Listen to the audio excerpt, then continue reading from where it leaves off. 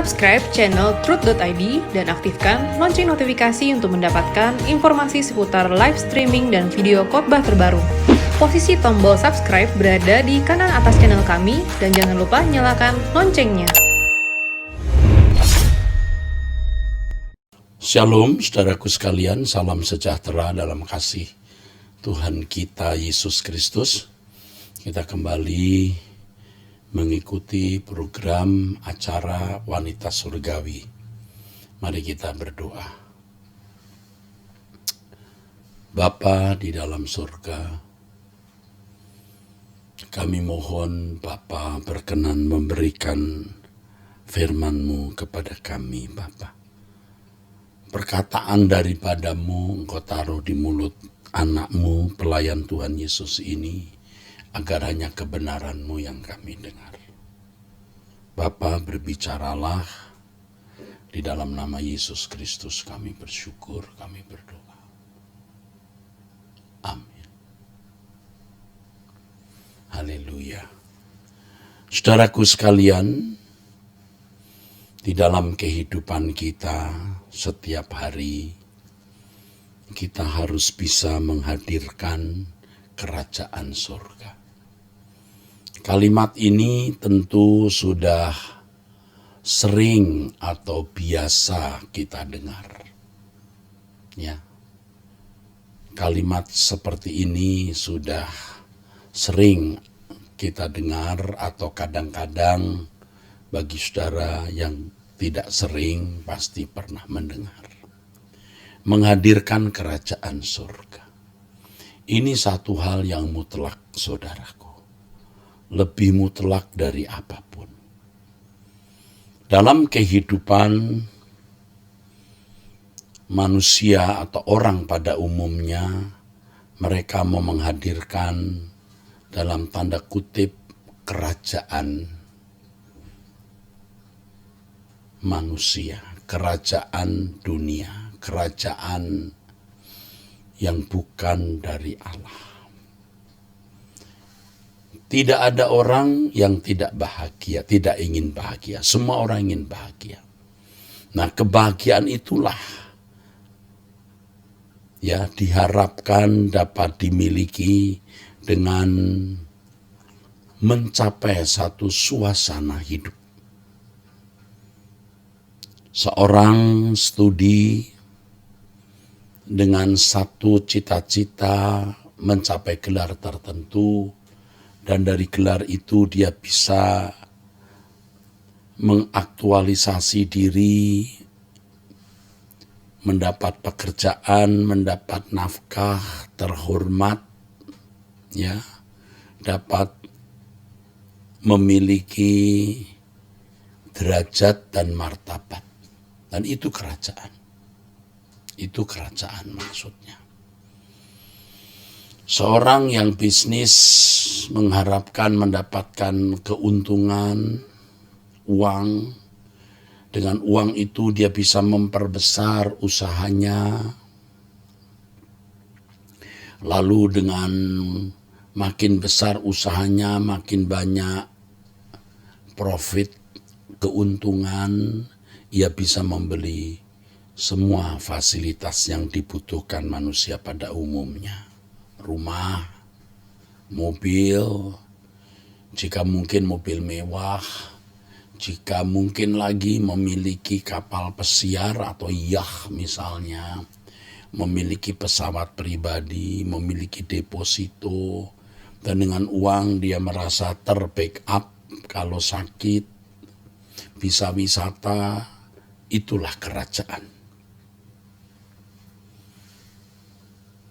Setiap orang memiliki cita-cita mencapai satu suasana kebahagiaan hidup. Untuk itu mereka harus menghadirkan kerajaan yang difasilitasi dengan uang, ya, dengan gelar dan lain sebagainya. Bagi wanita mungkin tidak muluk-muluk, ya. Tidak muluk-muluk memiliki rumah mewah atau kapal pesiar atau gelar, tapi cukup memiliki suami yang berpenghasilan bisa mencukupi nafkah keluarga, itu juga sudah merupakan baginya kerajaan. Setiap orang memiliki konsep kebahagiaan. Dan dari konsep kebahagiaan itu dia menghadirkan kerajaan. Suasana hidup. Tahukah saudara bahwa di dalam suatu kerajaan pasti ada yang mengontrol, mengendalikan, mendominasi, menguasai atau memerintah. Kalau orang berpikir bahwa uang yang dapat menciptakan kebahagiaan, maka kerajaan yang dia miliki itu kerajaan yang didominasi, diperintah oleh uang. Kalau seseorang berpikir bahwa gelar, pangkat, kedudukan, itulah yang dapat menghadirkan kebahagiaan. Nah, kerajaan itu diperintah oleh kekuatan uang, kekuatan gelar, pangkat, kekuasaan. Nah, saudara-saudaraku, ini konsep-konsep manusia pada umumnya, saudara. Dimanapun saudara akan menemukan hal ini. Dan hampir semua manusia memiliki konsep hidup seperti ini. Saudara juga tanpa menyadari telah mewarisi konsep itu dari orang tua dan lingkungan. Kasihan saudaraku, termasuk saya, ya. Apalagi kalau seorang hamba Tuhan atau pendeta yang tidak mengenal kebenaran, yang tidak mengalami perubahan, dia bisa menjadikan gereja itu kerajaannya. Pelayanan itu kerajaannya. Ternyata di dalam kerajaan tersebut, baik itu gereja maupun pelayanan, bukan Tuhan yang berkuasa, tapi dirinya. Atau ada faktor lain, ambisinya. Atau bahkan uang, karena kalau pelayanan dijadikan sarana untuk memperoleh keuntungan uang, ya jelas uang yang kemudian menjadi yang mengatur atau memerintah. Mengerikan sekali, saudara. Sedikit banyak saya telah mengalami hal-hal tersebut, ya, yang merupakan kebodohan maksud saya. Tapi sekarang kalau kita sudah banyak diproses Tuhan, dibentuk Tuhan, wah, kita sadar bahwa cara hidup yang kita miliki itu ternyata cara hidup yang kita warisi dari nenek moyang kita. Seperti yang dikatakan dalam 1 Petrus pasal 1 ayat 18 dan 19. Mewarisi cara hidup dari nenek moyang. Tuhan menebus kita dengan darahnya agar kita ditebus dari cara hidup yang sia-sia yang kita warisi dari nenek moyang. 1 Petrus pasal 1 ayat yang ke-18. Sebab kamu tahu bahwa kamu telah ditebus dari cara hidupmu yang sia-sia. Yang kamu warisi dari nenek moyangmu itu bukan dengan barang yang fana, bukan pula dengan perak atau emas. 19. Melainkan dengan darah yang mahal, yaitu darah Kristus yang sama seperti darah anak domba yang tak bernoda dan tak bercacat. Maukah saudara-saudara, ya, untuk keluar dari cara hidup yang salah ini? Ya, pasti banyak di antara saudara yang mengalami penderitaan, sorrow, desperate, penderitaan. Karena kegagalan mencapai kebahagiaan, kegagalan menghadirkan kerajaan itu.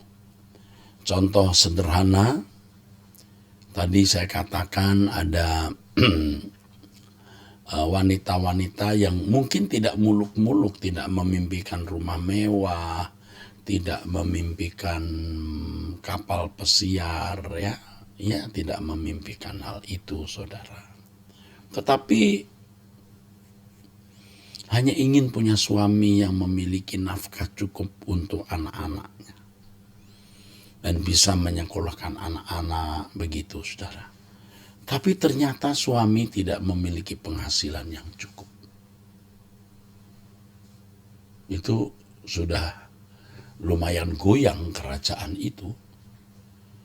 Bahkan kekurangan secara finansial. Wah, ini sudah setengah rubuh ini, saudara. Atau yang lebih parah, suami ternyata pria yang tidak setia. Bukan hanya tidak memberi nafkah keluarga, tapi juga meninggalkan keluarga. Ini langit hidup ibu-ibu seperti ini, rasanya rubuh, saudara. Saudara yang memimpikan keadaan hidup yang bahagia, ya, dengan gelar dan sarana lain. Ternyata setelah mendapatkan gelar, ia tidak mencapai apa yang dia ingini. Menganggur misalnya, ia tidak bisa menggunakan ijazahnya. Atau seorang yang memimpikan kebahagiaan dengan pangkat dan kekuasaan, tapi ternyata ia tidak mencapai pangkat yang dia mimpikan, dia rindukan, dan tidak memiliki kekuasaan. Atau seorang yang memimpikan kerajaan yang difasilitasi oleh harta, ternyata gagal dalam bisnis, rubuhlah sudah. Atau bisa mencapai gelar, pangkat, kekuasaan, uang, tapi jatuh sakit. Atau karena faktor lain. Atau terlibat dalam pelanggaran hukum sehingga harus masuk penjara. Atau karena satu dan lain hal harus meringkuk di penjara. Bisa saja, saudara. Hidup ini memang tragis. Apapun keadaan saudara, ya, khususnya ibu-ibu, ya, yang merasa bahwa saudara gagal dan tidak lagi memiliki kerajaan apapun. Masih ada kerajaan yang bisa kita hadirkan, dan memang Tuhan menghendaki kita menghadirkan kerajaan itu. Ya. Tuhan mengajarkan kita doa, datanglah kerajaanmu, di Matius 6 ayat 10. Inilah yang akan membuat saudara memiliki kerajaan yang tak tertandingi oleh kerajaan apapun dan siapapun. Kerajaan yang tidak akan dapat dikalahkan oleh kerajaan apapun. Kerajaan di mana Allah sebagai kepala pemerintahannya. Kerajaan di mana Roh Kudus menjadi alat ukur moral etikanya. Kerajaan Allah. Orang yang hidup dalam pemerintahan Allah atau menghadirkan kerajaan Allah, orang yang suatu hari pasti masuk kerajaan Allah. Dan sementara di dunia pasti dipelihara, dijaga, pasti dibela, pasti dijagai Tuhan. Dan Tuhan menjanjikan kalau burung pipit saja berharga, apalagi kita yang lebih dari banyak burung pipit. 2 ekor burung pipit, ya, seduit harganya. Itu mata uang paling kecil. Kita lebih dari banyak burung pipit. 2 ekor seduit, betapa murahnya burung pipit itu. Tapi Tuhan pelihara burung pipit. Tidak ada burung yang jatuh ke tanah karena kelaparan. Coba. Betapa perhatiannya Tuhan kepada makhluk lemah yang dinilai murah. Apalagi manusia. Tetapi tentu manusia yang memberontak kepada Allah menjadi lebih tidak berharga dibanding burung. Nah, kita yuk menghadirkan kerajaan Allah. Ya, di kelam kabut hidupmu, di kelam kabut hidupku, kita menghadirkan kerajaan Allah. Bagaimana caranya? Tadi saya katakan Roh Kudus sebagai hukumnya, alat ukur etika dan moralnya.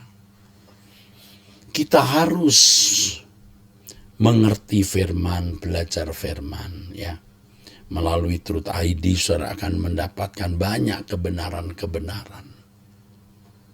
Saudara harus memiliki jam untuk berdoa. Berdoa pribadi maupun berdoa bersama dengan kami setiap pagi jam 5 waktu Indonesia Barat. Saudara, dari hal itu kita memiliki kepekaan untuk bisa mengerti kehendak Allah. Disitulah hukum, ukuran etika dan moralnya, kehendak Allah. Dan Roh Kudus menuntun kita, yang membawa kita kepada kehendak Allah ini, saudara. Apa hubungannya hidup melakukan kehendak Allah dengan kebahagiaan? Nah, saudara dapat membuktikan, dan di sini dibutuhkan percaya yang benar. Ketika kita berusaha mengerti kehendak Allah oleh pimpinan Roh Kudus tersebut, karena Roh Kudus yang menuntun kita, yang memberikan kita pengertian apakah hal ini berkenan di hadapan Tuhan atau tidak.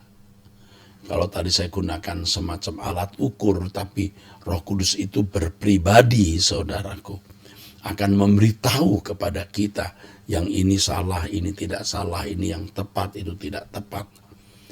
Dengan kita belajar hal tersebut, kita hidup dalam pemerintahan Allah, saudara.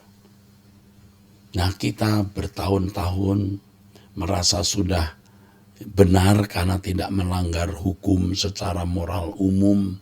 Kita juga tidak melakukan tindakan pidana di mata manusia, kita merasa diri benar. Padahal, saudara, orang-orang seperti itu, seperti kita dulu, itu belum hidup di dalam pemerintahan Allah. Artinya belum menghadirkan kerajaan Allah. Kalau hanya menjadi manusia baik yang menuruti hukum legal dan sah, ya, yang berlaku dalam kehidupan manusia pada umumnya, itu belum berarti sudah hidup di dalam pemerintahan Allah, atau belum berarti sudah menghadirkan kerajaan surga. Belum. Saudara lakukan hal ini, maka hidup saudara akan berubah. Saudara tidak berseru-seru minta tolong Tuhan atas masalah-masalah hidupmu. Tuhan pasti tolong. Itu pergumulan kita, saudara, termasuk pergumulan saya. Bagaimana dalam segala hal yang kita pikirkan, ucapkan, dan lakukan, tepat seperti apa yang Allah kehendaki. Itu baru namanya menghadirkan kerajaan surga. Jangan berpikir bahwa uang dapat membahagiakan. Uang memang bisa memberi kebahagiaan semu, kebahagiaan palsu. Mengapa? Karena ketika orang memiliki uang, dia merasa bahwa dia dapat mengubah hidupnya. Oh, memang uang itu bisa mengubah hidup seseorang. Tapi tidak jaminan rumah tanggamu menjadi bahagia karena uang. Tidak banyak, tidak sedikit orang yang justru uang banyak, rumah tangga menjadi tidak harmoni. Kalau rumah tangga itu sedang tidak harmoni, banyak uang pasti hancur. Atau kemungkinan besar hancur. Karena uang bisa menjadikan seseorang atau seorang pria misalnya menjadi merasa kuat, sewenang-wenang. Waduh, mengerikan, sungguh. Kita perlu uang, betul. Tapi uang tidak segalanya, saudaraku. Apalagi kita umat pilihan, saudara. Yuk kita berjuang. Setiap hari kalau saya datang berdoa menghadap Tuhan, saya merasa masih ada saja kemelesetan. Ada saja kepincangan. Aduh Tuhan, kenapa ya kok masih salah lagi. Ada saja salahnya, saudaraku. Tapi kita jangan berhenti, saudaraku. Dalam kesabarannya Tuhan masih mau menuntun kita. Kalau saya ilustrasikan, kerajaan Allah tidak kokoh kita bangun. Karena kita masih memiliki kerajaan sendiri. Kita mau memerintah pikiran kita, memerintah mulut tangan kita. Kita masih belum diperintah Tuhan secara penuh. Ternyata itu perlu latihan, exercise terus. Belajar. Saya mengerti bahwa pengaruh dunia membuat kita tidak fokus. Tidak fokus. Benar, saudara. Kita sibuk dengan banyak hal. Tetapi kita tidak sibuk menundukkan diri di hadapan Tuhan sebagai syarat satu-satunya untuk menghadirkan kerajaan Allah. Benar, saudara. Ini sebuah pergumulan yang berat. Percayalah, ini lebih berat dari mencari uang. Lebih berat dari mempertahankan rumah tangga. Lebih berat dari studi, karir, dan lain sebagainya. Jika kita bisa menghadirkan kerajaan Allah dengan hidup dalam ketertundukan kepada Bapa, ya, ketertundukan kepada Bapa dalam pimpinan Roh Kudus, Allah akan pelihara jaga kita. Allah akan mengistimewakan kita. Pasti Tuhan akan memandang, saudaraku, bahwa kita adalah orang istimewanya. Jadi percayalah, hanya orang-orang yang sungguh-sungguh menghadirkan kerajaan Allah, orang-orang yang layak disebut anak-anak Allah. Jadi orang boleh mengaku diri orang Kristen, anak Allah. Kalau tidak menghadirkan kerajaan Allah, dia belum menjadi anak Allah. Atau menjadi anak Allah, tetapi belum sah, belum layak untuk masuk di dalam rumah Bapa sebagai anggota keluarga kerajaannya. Itulah sebabnya dalam kitab Ibrani pasal 12 ada anak yang sah, yang disebut huios, ada anak yang tidak sah, yang disebut notos. Kalau kita memandang ini pergumulan penting, dan kita masuk dalam pergumulan tersebut, saudara, kita pasti mendapat hak-hak istimewa sebagai anak-anak Bapa yang dipelihara, dijaga oleh Tuhan. Langkah ini, saudara, langkah luar biasa kalau saudara mau melakukannya. Jadi jangan hanya mengucapkan kalimat doa Bapa kami pada waktu di gereja atau di persekutuan doa Bapa kami yang di sorga. Dikuduskanlah namamu, datanglah kerajaanmu. Tapi kita tidak pernah memiliki langkah untuk menghadirkan kerajaan Allah. Kita menipu diri kita sendiri dan kita secara tidak langsung mau menipu Tuhan, saudara. Saudara harus ingat bahwa bisa mengucapkan doa Bapa kami itu anugerah. Sebab hanya oleh darah Yesus yang ditumpahkan, seseorang bisa menyebut Allah sebagai Bapa. Bapa kami. Hanya orang-orang yang ditebus oleh darah Yesus Kristus yang pantas, yang layak berkata, dikuduskanlah namamu atau dipermuliakan namamu. Karena Allah tidak akan bisa dipermuliakan oleh orang-orang yang tidak ditebus oleh darah Tuhan Yesus Kristus. Adalah kehormatan kalau kita bisa berkata, datanglah kerajaanmu, sebab hanya orang-orang yang ditebus oleh darah Yesus Kristus yang diperkenan dan diberi kuasa, potensi untuk menghadirkan kerajaan Allah. Jangan berpikir bahwa menghadirkan kerajaan Allah itu, ya saudaraku sekalian, barang murahan. Ini mahal sekali. Ini mahal harganya darah Yesus Kristus yang ditumpahkan di Bukit Kalvari, saudara. Luar biasa, saudara. Darah Tuhan Yesus Kristus yang ditumpahkan di Bukit Kalvari. Luar biasa bukan? Sangat luar biasa.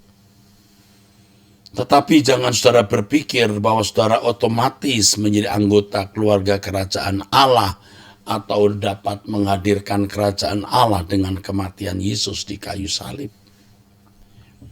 Potensi menghadirkan kerajaan Allah itu anugerah. 1, Tuhan memberikan penebusan. 2, Tuhan memberikan Roh Kudus, Bapa memberikan Roh Kudus. 3, Bapa memberikan firman. 4, Bapa di surga bekerja dalam segala hal mendatangkan kebaikan bagi kita. Coba 4, saudara. Luar biasa kan anugerah ini. Jadi kita bisa menghadirkan kerajaan Allah, dan kerajaan Allah benar-benar bisa hadir dalam hidup kita. Itu hasil perjuangan individu.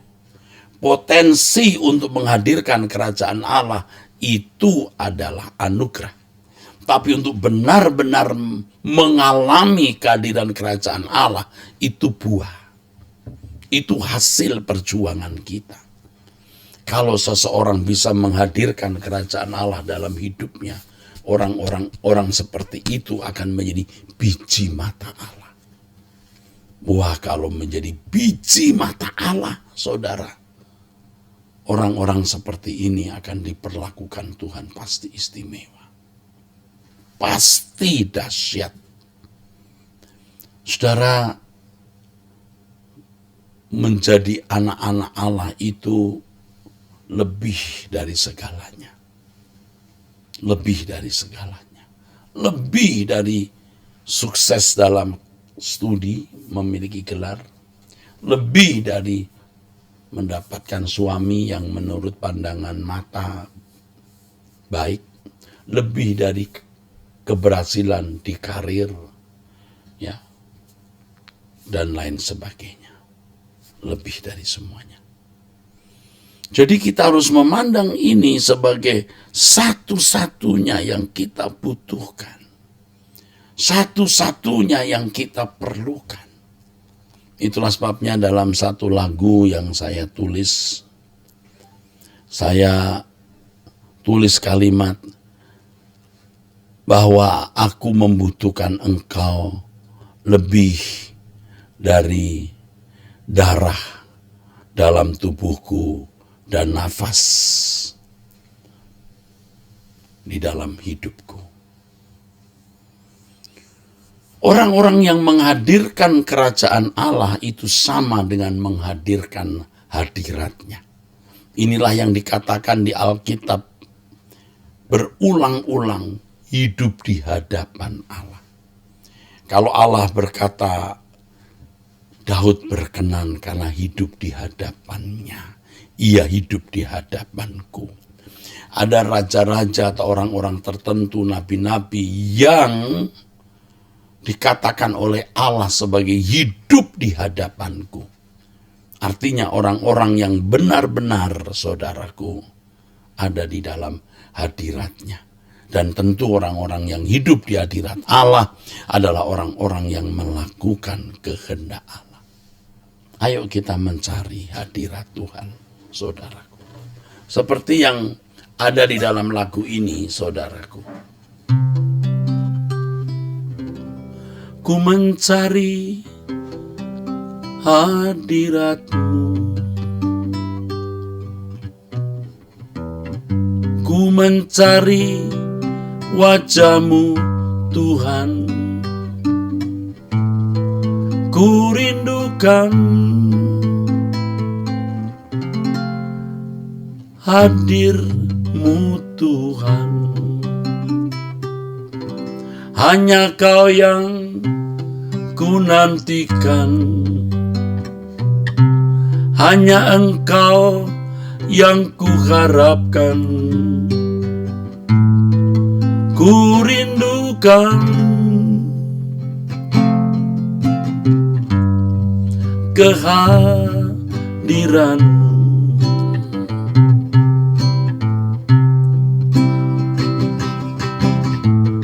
Ku perlu Kau lebih dari nafasku.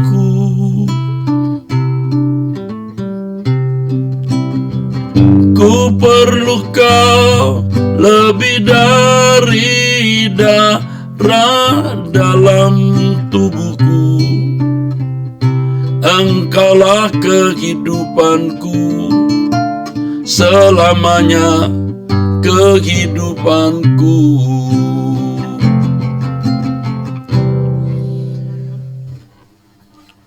Saudara, kenapa ada orang yang tidak merasa membutuhkan Tuhan? Karena memang tidak mengalami Dia dan tidak ada usaha untuk menghadirkan kerajaan Allah. Tidak belajar untuk bagaimana menapaki hari, selalu bertindak sesuai dengan pikiran dan perasaan Allah. Kalau saudara mau, saudara bisa menikmati keindahan kehadiran Tuhan tersebut, saudara akan kecanduan. Seperti edik. Nah, sampai tingkat ini baru kita bisa berkata, Kau lebih dari nafasku, kubutuhkan. Kau kuperlukan lebih dari darah dalam tubuhku. Ironis saudara ya, bertahun-tahun menjadi pendeta, dosen atau guru pendeta, tidak menghayati ini dengan baik. Bisa nyanyi sekalipun dagingku dan hatiku habis lenyap, gunung batu dan bagianku tetaplah Allah selama-lamanya. Tapi oleh belas kasihan Tuhan lewat proses pergumulan hidup, banyak tantangan, benturan, pukulan, baru kita mau bertobat, mengubah diri, mencari wajah Tuhan, doa, puasa, berdoa, melepaskan kesenangan-kesenangan dunia dan hobi-hobi, baru kita tahu bahwa kita membutuhkan Tuhan lebih dari nafas kita, lebih dari darah dalam tubuh kita. Orang yang menghadirkan kerajaan Allah, orang yang menjadi kekasih Tuhan. Tidak mungkin Tuhan bisa bersatu dengan orang yang hidupnya tidak bersih. Ia tidak bisa menjadi kekasih Tuhan. PR ini masih panjang, saudaraku. Ya, sebelum kita menutup mata, kita mau mencapai kehidupan menjadi kekasih Tuhan. Ya, jangan tidak mempersoalkan hal ini. Jangan hanya berkata, setuju Pak Eras, apa yang Pak Eras khotbahkan, kami setuju. Tidak cukup dengan setuju, saudara. Kita harus sungguh-sungguh berjuang untuk bisa menjadi anggota keluarga kerajaan Allah. Ketika saudara berjuang untuk menghadirkan kerajaan Allah dengan cara bagaimana bertindak selalu sesuai dengan pikiran perasaan Allah atau hidup di dalam tuntunan Roh Kudus, maka saudara bisa mengerti apa artinya bahwa dunia ini bukan rumah kita. Kita bisa menghayati bahwa dunia bukan rumah kita. Bahwa rumah kita itu ada di surga, saudara. Bukan di bumi ini. Ya, kita menjadi bagian dari kerajaan Allah, bukan hanya di dalam nalar pikiran, fantasi, tapi kita hayati. Kita bukan hanya percaya, tapi kita tahu. Sehingga kematian tidak lagi menjadi momok yang menakutkan. Bahkan kita menantikannya dengan sukacita, karena kita adalah bagian dari kerajaan surga itu. Jangan keraskan hatimu, ya. Ibu-ibu, bapak-bapak yang ikut mendengar khutbah ini, jangan tidak menuruti firman yang saya sampaikan. Saya sendiri belajar. Kalau tidak belajar sejak dini, kita tidak akan bisa mencapainya, saudara. Saya saja merasa ketinggalan, saudara. Merasa ketinggalan. Mestinya dengan usia seperti ini, saya jauh lebih baik dari apa yang sudah saya capai. Tetapi, ya lebih baik. Ya, kita masih sadar dan masih memiliki kesempatan untuk berubah sebelum kita meninggal dunia. Puji Tuhan, saudara. Ini pesan Tuhan untuk saudara-saudara dalam program Wanita Surgawi. Hadirkan kerajaan Allah. Saudara menjadi orang yang terlindungi oleh Tuhan. Saudara layak dilindungi, layak dibela oleh Tuhan. Ya, mari kita berdoa. Bapa memberkati semua pendengar Wanita Surgawi. Bapa mengubahkan hidup mereka melalui pesan-Mu ini. Untukku yang berbicara, untuk semua kami yang mendengar, Bapa. Dalam nama Yesus Kristus kami bersyukur, kami berdoa. Amin. Saudara sekalian, sampai jumpa di program Wanita Surgawi yang akan datang. Saya menghimbau, mengajak saudara untuk setiap hari bangun pagi sebelum jam 5. Jam 5 tepat, jangan terlambat, kita sudah join bersama dalam doa pagi, ya, dalam kanal Truth ID. Sampai jumpa, Tuhan memberkati saudara.